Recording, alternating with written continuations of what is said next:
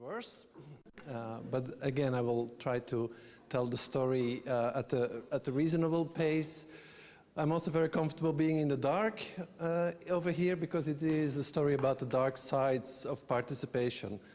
And my little droopy is standing there being very happy, and if you don't know this cartoon, you should most definitely look for it, because he's a cartoon character that knows how to say this magical sentence, "I'm so happy," in the most depressing way ever. Have a look for him. Of course, the reason why he's happy in a contemporary society is because he got a computer. And this is in a way indicative in the approaches that in contemporary culture we think about new media. They make us happy, they provide us with all sorts of joy. Now, I think that what we've heard so far are a series of analysis and talks that don't fall into this trap. I think all of the speakers are actually not part of this utopian discourse, but we do see this kind of discourse circulate in society. Now, the talk I want to have here is very simply about this one word, about participation and what it is. And I want to look at the one word which I think is behind it, and that is power. And so I want to shift from a talk on participation to a discussion on power and how we can use that concept to look at online participation. Well, this is my self-promotional slide.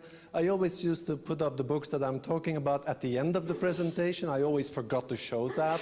So now I've put it actually at the very beginning. If you're interested, have a look. It's Media and Participation, and this is a special issue of a journal that's actually online, available for free. If you just Google my name, Media and Participation and CM, you will find it. So actually we can all go home or just go to the debate and read all the stuff and forget about it. But as I'm here, I want to make a couple of points, nevertheless, summarizing the stuff that's in there and trying to add a couple of new dimensions to it as well. There's one very simple idea. If we talk about participation, we talk about a concept which is in itself ideological. It's not a scientific academic concept that is untouchable. It's part of the societal struggle itself. And there are many, many different ways of dealing with this concept. And these ways of dealing with the concept are political, ideological themselves. There's no escape to politics and ideology. Now, there are a group of people that have actually regretted that this kind of fluidity in the meaning of the concept of participation has occurred. And Carol Pateman, and this is 1970, already lamented that the widespread use of the term has created loss of meaning. And a number of people like her have tried to save the meaning of participation, the real meaning of participation, the authentic meaning of participation, and that is by contrasting real participation with false participation, manipulated participation, inauthentic participation, whatever. There's another approach that I want to introduce to you, and I'll talk about that in a second, but that is the approach that is looking at participation as an ideological struggle itself. But I'll come back to that in a second. The first approach, trying to save the authentic meaning of participation, is to be found, and this is a classic, if you're interested in spatial planning, Sherry Arenstein's ladder of participation is one of the ultimate definitions of participation, distinguishing between what is at the top levels, good forms of participation, and which is at the bottom, forms of non-participation, manipulation, therapy, etc., etc. There is a distinction between good and bad forms of participation. It's an article which you will actually find online. It's called The Ladder of Participation. Have a look at it. It's a very interesting article describing these logics of participation. And you will find that kind of thinking in many other fields. This is a more updated version. It still has this notion of the ladder in there. And if I'm not going, well, my PowerPoint presentation, everybody has its own style, right? Mine is more filmic, which means 24 slides per second. I'm sorry for that. In development theory, even, and I stress even, the World Bank has used this kinds of logics. I'm not that much of a World Bank fan for some strange reasons, but even in their case, you'll find in this report, the participation source book, you'll find a wonderful development of this distinction of different phases, the distinction between good and bad forms of participation. You'll find it in the arts. This is a 1924 essay by Moholy Naguib, describing how theater should actually become more participatory, again using the very, very same logics. This is about children and participation, and the ladder is back. This is 1992, Hart, writing about children's participation, again using this ladder, these different stages and these forms of good and bad participation. OECD used the same model, this kind of ladder. Well, I think I've made the point. The problem is that, and this is just in case you were wondering, this is a statue made by a Belgian artist, Jan Fabre. It's called Measuring the Sky. What these ladders are obviously doing is doing the impossible, trying to box in participatory processes, trying to create a distinction between good and bad forms of participation, real and authentic versus manipulated forms. It's a very difficult thing to do in practice, and they don't have that much of a substantive reflection about the struggles about participation itself. So let me try to very briefly introduce this second way of looking at participation. And I'm not going to talk about this model. It's a book David Held about democratic theory. And what David Held does is write about democracy in plural, models of democracy. There's not one model. There's actually quite a lot of them. The point is partially that this has to do with the history of democracy, but it also has to do with political struggles within the countries, within democracies themselves. These models of democracy are not stable. They're not the same. They're contested. And if we use that kind of logics, there are a couple of things that I can actually explain. First of all, what you always see in democratic models is a balance between representation and participation. And let me translate that. We see a balance between the delegation of power to specific groups in society versus the co-sharing of power of different groups in society. And that's the basic idea of democracy. You elect people, which means you delegate power, and you still have some right to elect them if we are looking at the voting process only, but that is still creating this kind of balance. There are many, many different variations, though. And if you go into the history, we have something like, and if you're wondering why you can't read that, that's intentional, right? You're not supposed to read them. You're just supposed to see some pictures there. But what you do see are key authors in democratic theory, which are much more elitist. And what they're basically saying is delegation of power representation should be the major component. You should elect people and then not interfere, because then the representatives, politicians, should take control. And after 4 years, you can elect another elite. That's the competitive elitist model of democracy. You have other models of direct democracy, and of course, anarchist theory, Marxist theory have been playing with that in the past, but there are also more recent versions.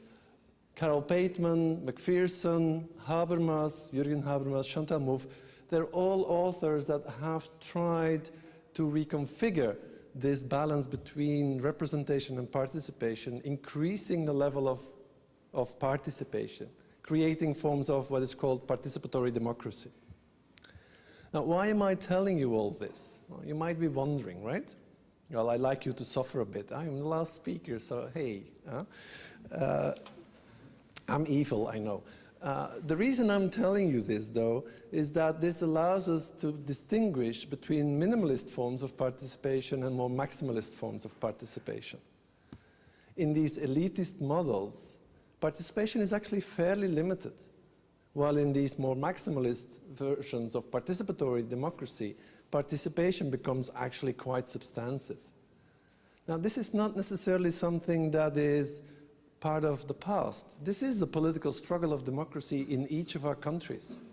trying to rework this balance, trying to move from minimalist to maximalist forms of participation. And a lot of the people that you've heard being talked about in the presentations are trying to push towards these more maximalist versions in many, many different ways.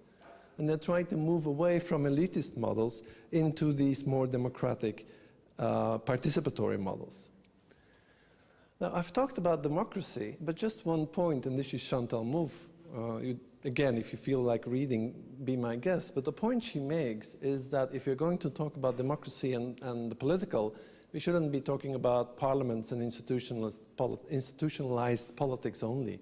We should be talking about many, many different spheres of the social. Because the political, the democratic, the ideological, the participatory is everywhere. It is obviously also within different systems that generate meaning. It's also, and that's a very old discussion, it's also part of the economy, but it's also part of our systems of mediation. And so this logics of participation and the political also applies to these systems that deal with the symbolic. Well, this is my British moment. When I was part of a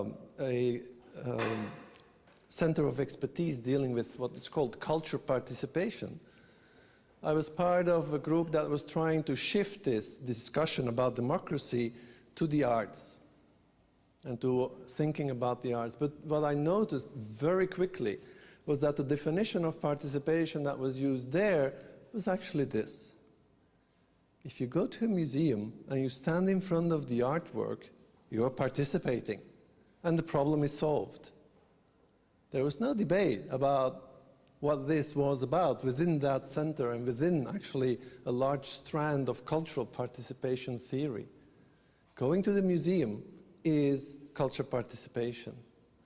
And I felt uncomfortable with that debate, and for me, it was important to distinguish between these different approaches within cultural participation, and fairly people like Di Maggio were using very traditional ways of looking at cultural participation, but there were others that were using a much more radical approach in looking at participation, bringing in these debates about power and decision-making, even within cultural participation and participation in the arts. And this is the point I want to make on the basis of that. We might want to distinguish between conditions of possibility of participation, like access and interaction, and participation itself, which is, I think, much more connected to these logics of power, decision-making, and democracy. But obviously, the scale is different. These concepts are, in a way, touching upon each other. They're related to each other. There are gray zones in between, but I still want to introduce some sort of a difference between them. Because access is about presence, and interaction is about constructing socio-communicative relationships. And participation in the traditional political studies meaning is about co-decision making. What we often see in debates about participation is a very strong focus on access and interaction, but not that much on these processes of co-decision making. And I've spent some time making this model a bit more complicated. I won't take you there.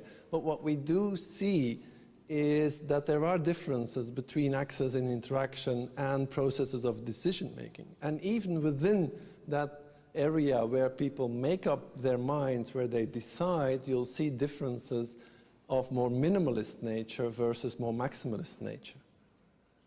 Different ways of deciding collectively, different ways of exercising power. Now, what's behind all this, and I don't know how good your French is, but let me help you. I participate, you participate, he participates, we participate, you participate, and they take advantage. So what's behind all this is the logics of power. And again, going back to Carol Pateman, what we can see is a very strong influence of this notion of power when she's talking about the definition of participation. Participation for her, and this is a very traditional political studies approach, participation is about co-deciding, about being part of processes where decisions are being taken. And, well, I should mention Foucault and then forget about him.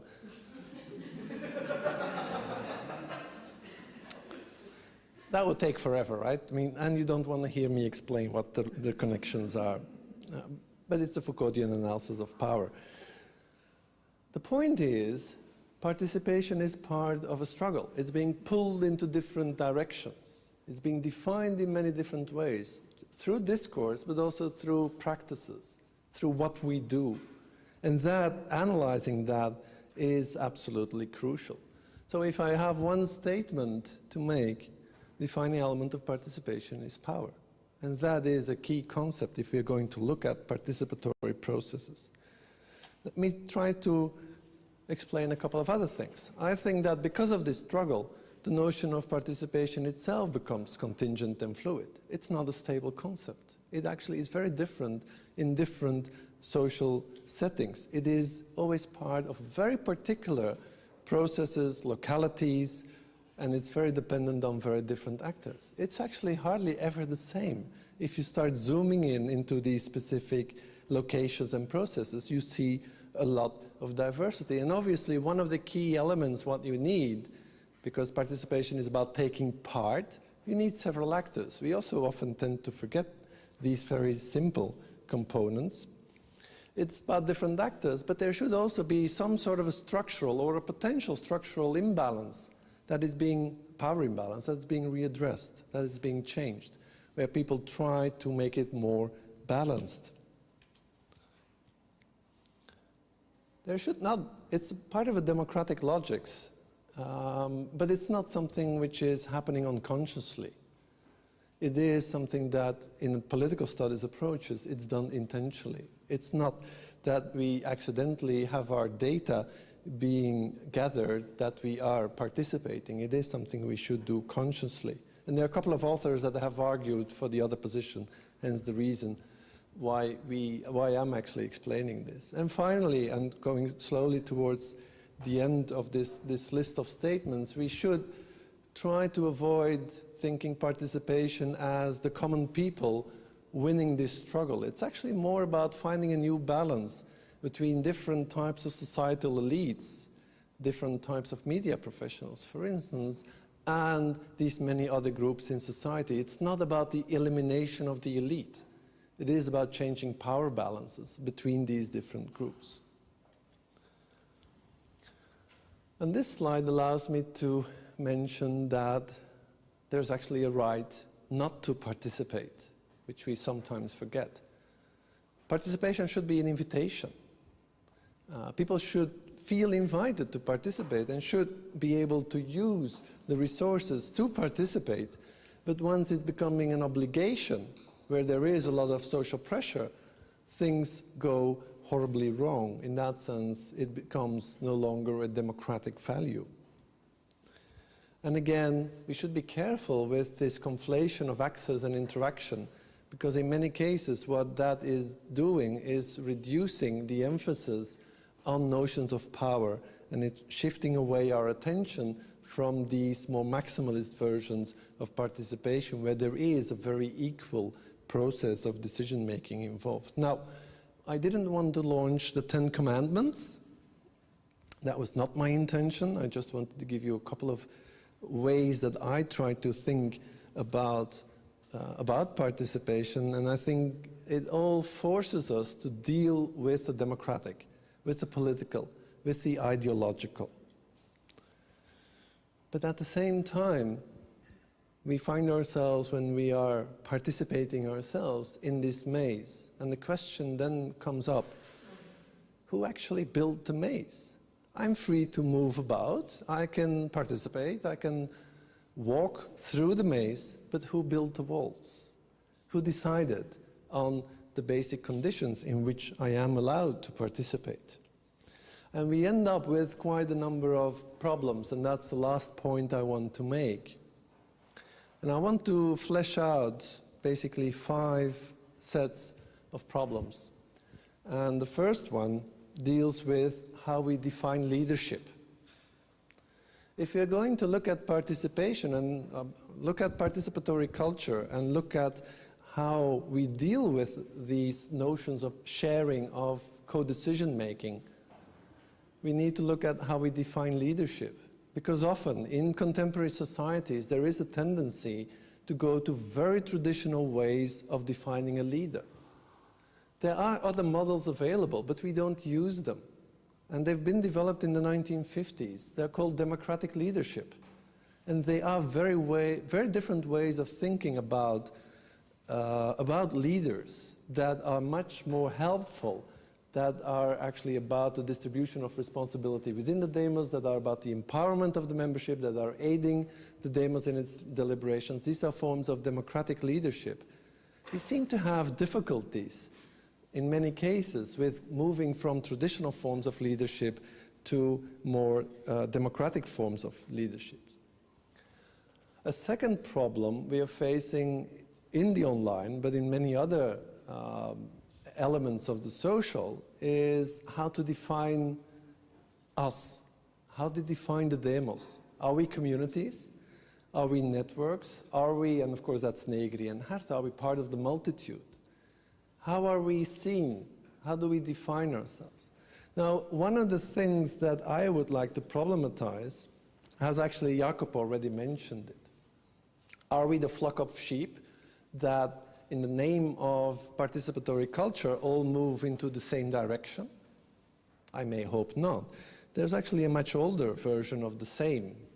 This is Leviathan, going back to Hobbes. The idea that we are all together actually part of the same political reality.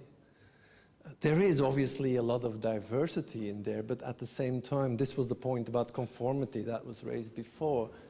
We tend to flock into quite similar ways. Hegemony has not disappeared. And one element I want to flesh out here, if we're talking about us, about the people, about ordinary people, we often talk about communities. We often talk about networks. We sometimes talk about the multitude if we are having our Spinozian moments. But what we don't talk that much about anymore is the notion of the organization. And I would argue that the organization is still a key component of the social, and we should start thinking much more about how we can integrate logics of organizations into the way that we deal with the online. Civil society actually still matters to a very high degree, and we've, in some cases, and this is of course Shirky's work, the power of organizing without organizations. We've tended in some cases to move away from the organization and participatory organizations. And they still do matter to a very high degree. Let me skip a couple of things, because the third problem that we need to look at, and this has been addressed, is how we translate all our wonderful participatory activities into political action. And there are many examples where it actually works, where there is some sort of a translation. But there are also many examples where it doesn't work, where it becomes a very narcissistic or isolated type of activity. What we need to look at, if we're looking at online participation, is how we can establish broader networks, how we can connect all these different little struggles, how we can connect them into what is called the rhizomatic model, a respectful, a democratic way of linking these different democratic struggles together into a new world that is truly participatory. Now, this is May '68. I thought it was appropriate to go back in time, because one of the things we've seen is the disintegration of ideologies, the end of the grand narrative, which is not entirely true, but we have seen quite a lot of fragmentation. It does raise questions if we want to establish, if we want to establish this kind of participatory culture. Well, what about the ideological support of that online participatory culture, or even broader, that participatory culture that would be part of our new world?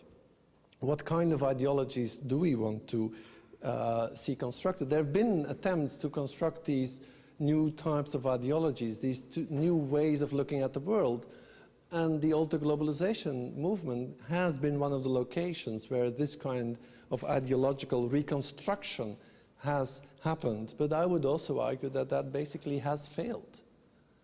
We should be careful. I think that also the Occupy movement might not run into a very similar problem. There is a need for, again, articulating these different struggles together, but also in producing an ideological view that is based on this participatory culture. What we do see are a lot of playful activities. And this is, of course, obviously, in case you haven't noticed, this is irony.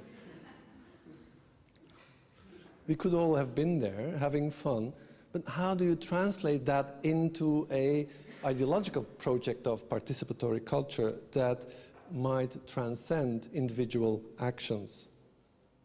In order to establish this, something which is dear to me, to establish, and this is Chantal Mouffe's work, the hegemony of democracy.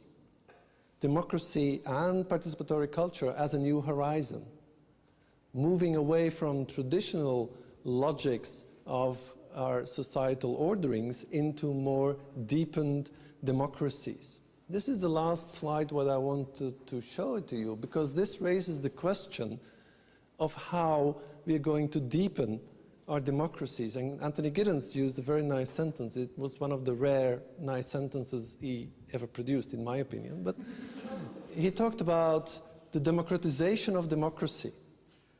Well, I think that's what is the key issue. How are we going to democratize our democracies? And I think what we have seen and what we are witnessing now are starting points of this democratization agenda. But there are many, many problems still left unresolved. And many of these problems have to do with the persistence of unequal power relationships within society. And in the online, we see what Hakim Bey has called temporary autonomous zones. We see these little moments of participation that are much more maximalist. We see them happening as we stand, but we also see them quite often disappear again. And for me, a lot of questions are still open about the sustainability of participatory culture and the intensification of participatory culture. Thank you.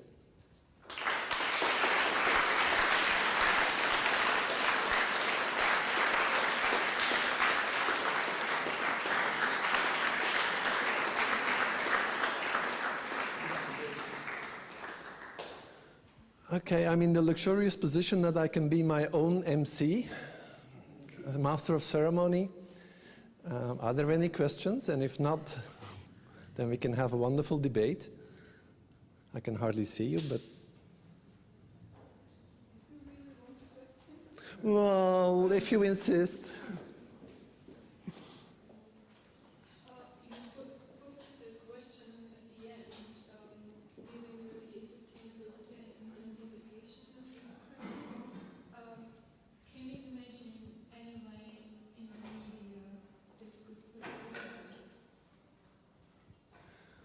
Well, it's a good question. In a way, what is happening in many locations are individual and collective actions within the media that are supporting this. And I think we should go back in time. Some of my work is very much based on community media, alternative media, the very traditional ones. What we've seen in the 1970s are wonderful experiments that still exist. We forget about them, that still exist, and that are the cradle of these participatory practices within the media. And these kind of organizations play a key role in contributing to this sustainability and intensification of democracy. Some of these media play a crucial role there. They're old and traditional media, but they matter. We see on the online, we see many locations that are also key moments of intensification of participation. We do see them. One of the slides I didn't show you though, and that's the other side of the answer, it's called stormfront.org. It's a website for extreme right-wing Nazi sympathizers. It's a very interesting one. Have a look at them, not because I'm sort of sympathizing with them, but because they show that online participatory practices, and they are participatory in a way, they can be used in very undemocratic ways. And they can have very problematic consequences at the same time.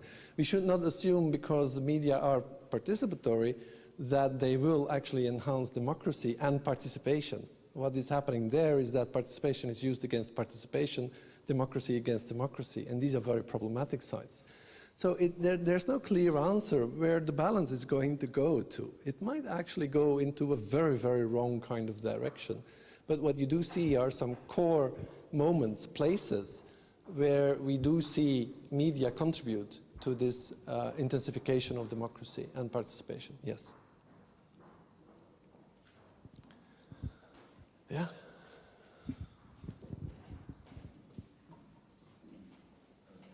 Every new situation, every new ideology brings new exclusions and new disadvantages.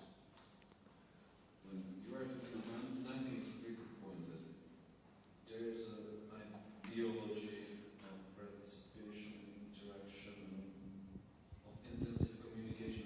This is something we see from late 60s, I think. Mm-hmm. But now it's much more intensified. And we see it on the academy because we are supposed to minutes working and more communicating to each other, and who cares? I'll take my coffee and my beer and my cis friends. But the question is, who are those who are, let's say, structurally or however, disadvantaged, Excluded. Yeah. Oh yeah. Excluded in this situation. Who are the victims?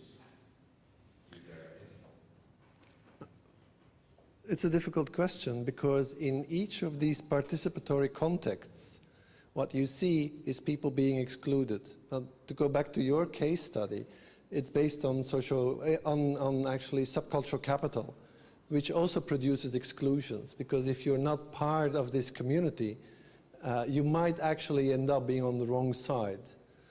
There's one example, actually, an alternative radio station very dear to me in Zurich, which is one of the best examples of participatory culture in the old way. What is happening right now is a horrible power struggle between two groups in that radio station, which is tearing the radio station apart. This is about excluding one another. So in every discussion, in every debate, online or in real life, you will find exclusions. But I would like to, again, take this Muffian stand. It's not about whether these people are totally excluded or not. It's whether we define them as enemies or as adversaries. Because if we define them as adversaries, we include them in a way, although we disagree with them. But we still put them within the logics of democracy. And these kinds of re-articulations, they matter. Because once you define somebody who doesn't have the subcultural capital as an idiot that shouldn't be there, you end up in a serious problem, and it stops being a participatory process for me. But we have to deal with diversity at the same time. We have to deal with the fact that there are different groups. Even in the traditional alternative community radio stations, you have a lot of diversity.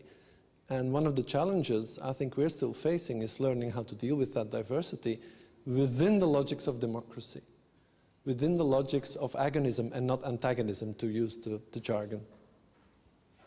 But I won't explain you now. That's for later. Yeah, yeah, I got control, right? How could I forget?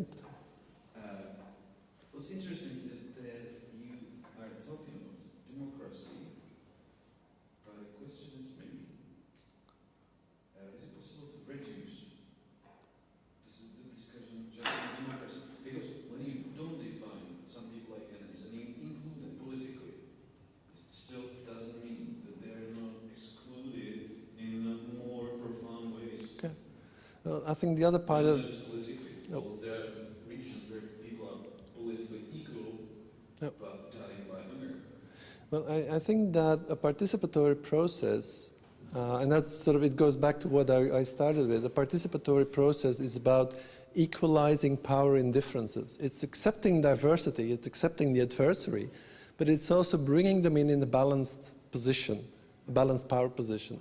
And I think these logics are the maximalist participatory processes. Now, realizing that in practice is incredibly difficult. It's unstable, by the way. I mean, that's what the example of the radio station I just gave also illustrates. And it's extremely difficult to achieve. But I think if we want to achieve this logics of participatory culture, there's no other way. It is about equalizing power relationships. It's not about destroying the other. It's not about destroying mass media professionals. It's about creating new power situations that respects each of these positions. And that is what I would call a participatory culture, but necessarily unstable and always at the risk of losing out, of falling back into authoritarian models, even at the very, very small levels, or falling back at conflict, serious conflict, even at these lower levels.